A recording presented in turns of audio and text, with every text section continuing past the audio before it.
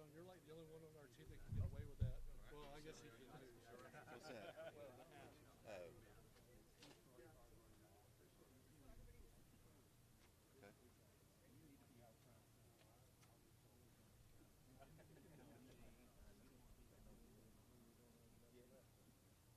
There's a pile of recycling ready to take place right there. Look at that. They tell you where that we need to be seeing and stuff. Yeah. I'm gonna give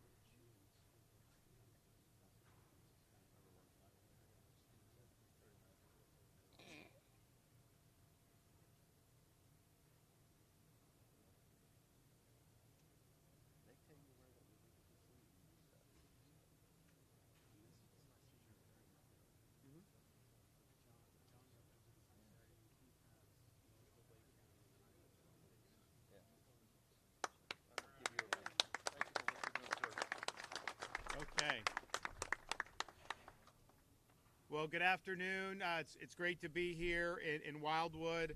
I'm joined with Chief Financial Officer of Florida, Jimmy Petronis, our DEM Director, Kevin Guthrie, our Adjutant General, Major General Haas, Melissa Satius, President of Duke Energy Florida, Representatives Taylor Yukovsky, Keith Trunow, and John Paul Temple. We are here today. This is Duke Energy.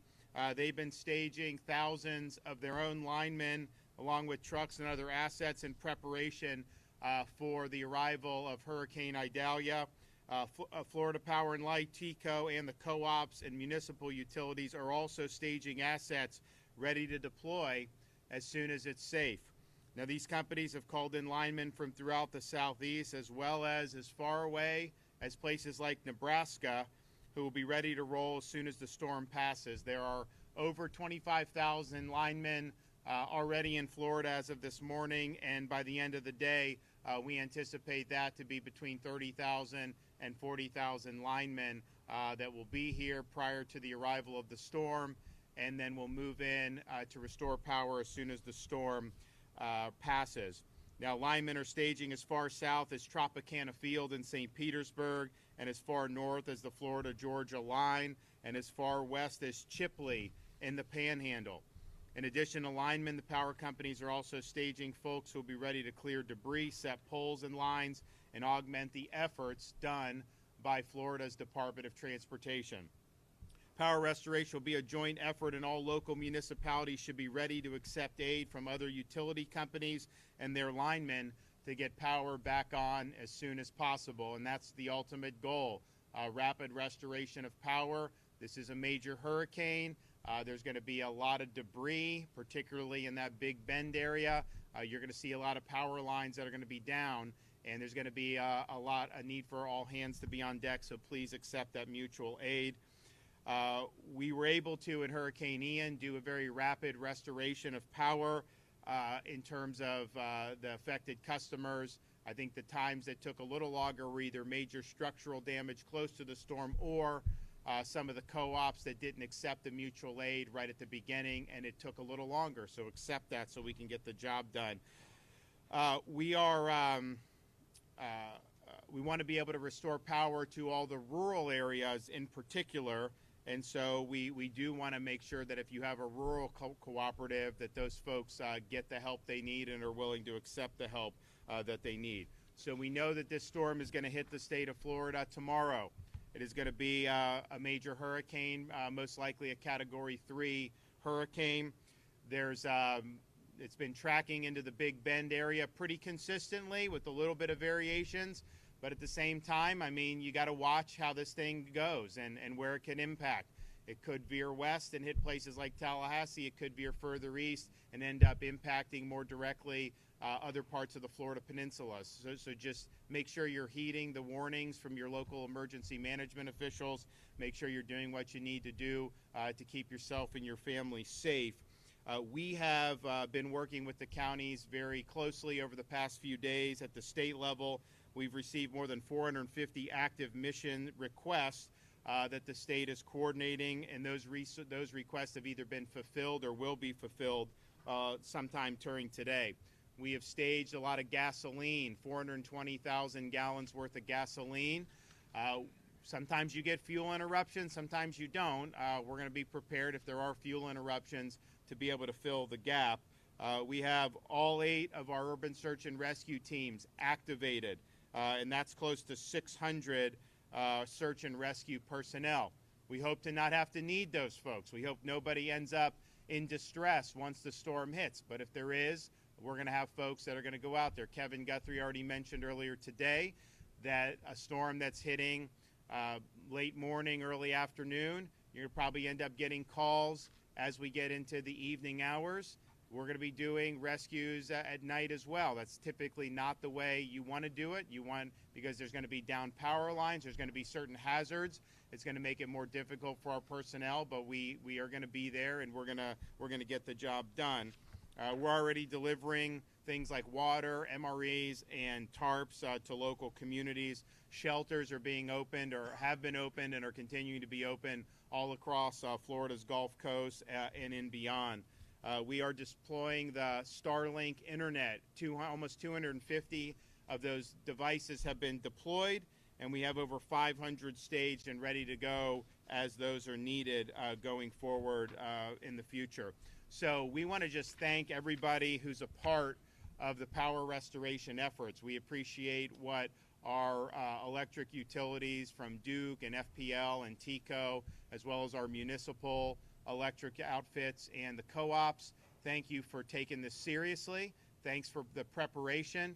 And when you prepare and you're ready to go, you can make that, you can accomplish that mission. But this is likely going to be a storm that's going to leave an awful lot of debris. I think there's going to be a need to do a lot of road operations. You know, in Hurricane Ian, there really weren't as many of the cut and toss operations. There was some, but when you look at where this storm is going to hit, there's a lot of heavily wooded areas. So I think you're going to see a lot of these trees knocked down. You're going to see power lines knocked down, and it's just going to require a concerted effort. So what Duke is doing, what the other companies are doing, is recognizing that this is a significant task, and it really will impact how we respond to this, how quickly we're able to get all this stuff back up and running. So I want to thank everyone who's been involved, and I can tell you the people of Florida really appreciate these linemen being out there.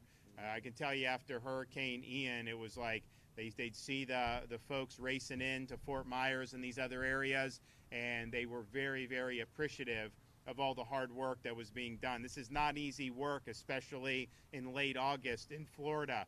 It's going to be nasty. It's going to be hot. There's going to be a lot of moving parts. And so this is really important work. The state of Florida very much appreciates everybody, particularly those who've come from out of state to help the people of Florida. And I know the Floridians very much appreciate it as well. So thank you, and God bless you. Okay, we're going to hear from Kevin Guthrie. Thank you, Governor, and again, thank you for your leadership. Thank you, CFO Petronas. I think I want to start with picking up where the Governor was going with, electrical companies being willing to accept assistance from each other. That is something that has not really happened very well underneath any other governor. This governor was able to pull it off with his leadership, and I'll tout Duke Energy and Melissa's team. $60 million plus is what work they did for Lee County Electric Cooperative down in Lee County, but that got the power back on in days versus what was going to be a total restoration of weeks and potentially months. And Melissa, your team, thank you guys that might have been down there. Thank you very much for what you guys did. So again, electrical companies in this area, Melissa is already said that she'll be more than happy to help out again. The governor has committed to making sure that gets done as well from a financial standpoint. So we just want to make sure that if you need help, you call us. Anything that's infrastructure, communications, cell phones. Again, as the governor mentioned, we're going to be out there working most likely tomorrow night as the storm passes and doing those rescues that need to happen overnight. We're going to be doing that. It's not going to be terribly safe. It's going to be dangerous working within trees that are down and power lines that are down, but we know that we're going to get the 911 calls, and we're getting to a point where we're prepared to do that. So again, I don't have a whole lot of prepared remarks for this because I did a CFO Petronas and I audibled right there at the very beginning. But again, if the takeaway here is, if you need power, if you're power dependent, if you cannot be without power for a couple of days, then you're going to need to do evacuation and seek shelter somewhere else, whether that's a friend, a family, a hotel, or one of the shelters, many shelters that are going to be opening up across this entire impacted area. Please do so. The time is now. Enact your plan. Start, if you haven't made those preparations, start moving into action. Find out where you're going to go. Do that today. Thank you, Governor. Okay, Melissa? Thank you. Good afternoon. Melissa Seixas, State President for Duke Energy Florida. I first want to thank the governor for his leadership. Had the opportunity to speak with him early yesterday morning to brief him on where we are in preparation for this particular storm. He has been there every time that we've needed to speak with him, and it has made a real difference. I also want to thank, of course, Kevin Guthrie, who's done an outstanding job leading emergency management for the state of Florida, working with our county EOCs as well, and we always welcome CFO Petronis as well. I do want to take a moment to recognize Barry Anderson, our Senior Vice President of Distribution here in the state of Florida for Duke Energy, and Glenn Dooley, VP of Transmission. They are literally the leaders who are responsible for the poles and wires and substations here in the state of Florida. But a very special thank you to the employees who are standing behind me today, because they are the ones who leave their families to go out for days, possibly weeks at a time, especially if they're going off system to help in other locations. They work tirelessly to ensure that customers are getting the lights back on. So as the governor and Director Guthrie noted, we are prepared, we are ready here at Duke Energy Florida, and we really, even at this hour, want to encourage our customers to be prepared as well. You need to take this storm seriously. Once the storm has passed, we will immediately begin damage assessment to understand where the greatest impacts are. We will then move the resources that the governor mentioned from the places like the Villages and Tropicana Field out to base camps that will allow us to deploy those resources as close as possible to the heavily impacted areas. So our jobs for all of you and for the citizens of the state of Florida are to help you get back to living your lives, and we will do that both safely and as quickly as possible. So thank you. Okay, Jimmy? Sir. Thank you, Governor. Governor, last night I put on social media, I said, not all heroes have capes. Some of them have hard hats. And it's just a real honor to see the type of coordination that's happened here. 1,500 linemen will be pre-staged prior to the storm making landfall, and they will work feverishly around the clock 24/7 to reestablish power. One thing that none of us can control, we can't control what's going to happen with vegetation, what's going to happen with trees. Trees will go down, they will fall, they will take down lines. Those lines can be hot, they can be dangerous. We need you to make sure you're heeding the warnings of your local officials. I'll just remind everybody, it wasn't that long ago, just a few months ago in Southwest Florida, we had over 24 inches of rain in a 48-hour period. So that type of catastrophic flash flood event is going to create challenges for our first responders, our linemen, for everybody trying to assist in need. This is why it's so important that you go ahead, don't be stubborn, take the effort and evacuate to a safe shelter where there is the type of resources you might need. If you're in a need of medical attention, the shelters will have that. There's so many resources that are there because the state of Florida wants to protect you. That's what this governor does. He protects you. That's what he does every day when he gets up every single morning. His leadership is appreciated, but I just want to tell folks, we're not going to leave you until everything is taken care of. When it comes to your insurance, I want you to do this. You've got a few hours left in today. It's not raining right now. But we right now, folks, whether you believe it or not, we're a smartphone society. So what I want you to do is take your phone and go take a picture. Take a video of the outside of your house. Go take pictures of what it looks like today, right now, not tomorrow after the storm hits, right now. If you do that, I want you to go inside and do the same thing. Take pictures of the inside of your house. so you can make a photographic inventory of what you're entitled to if you have to file an insurance claim. It's that simple. An adjuster's going to show up in about 3 or 4 days. They're going to say, gosh, what happened to Kevin's house? Well, you're going to have photographic evidence to show them what the house looked like before and now what it looks like after. It's cut and dry. It makes the claims process that much easier to process. So please, err on the side of caution. Take the evacuation order seriously. Look out for our first responders. They're going to be leaving their families to protect you. Don't be foolhardy and stubborn and not heed those warnings. Again, you can visit preparefl.com. That is our state's emergency preparedness website out of our office. There's a checklist there telling you what you should consider. The Office of Insurance Regulation is leaning forward to make sure that any claims, any processing, your health insurance, you're not going to have any frustrations. But again, understand you're going to have several days where you may not be able to access a pharmacy. Hopefully you've got the necessary drugs in hand to help you through the next few days because of potential flooding, down power lines, impassable roads. But again, Governor, thank you for your leadership. Thank you for forcing all these players to be on the same page. You got good legislators here. Hold them accountable. If you need anything, I expect you to pick up the phone and call Taylor. Tell Taylor what you need. And if you need me, you can call me. I'm available on Twitter, 583-1817. God bless y'all. Thank you so much. Thanks, okay. Governor. So you do still have some time.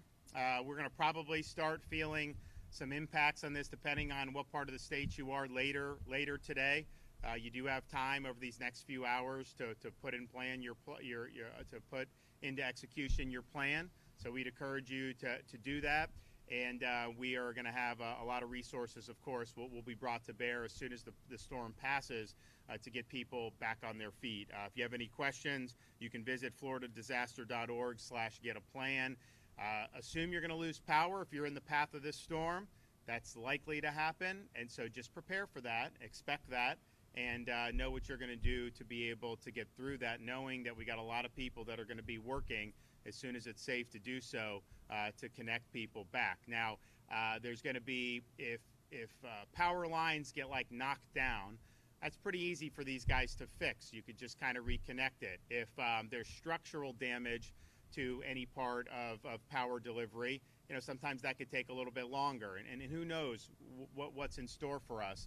So there's a wide range of things that can happen, but we've got a lot of resources ready to go, and we know how important it is to be able to get people back on their feet, especially in the dog days of August. Okay, with that, anybody have any questions?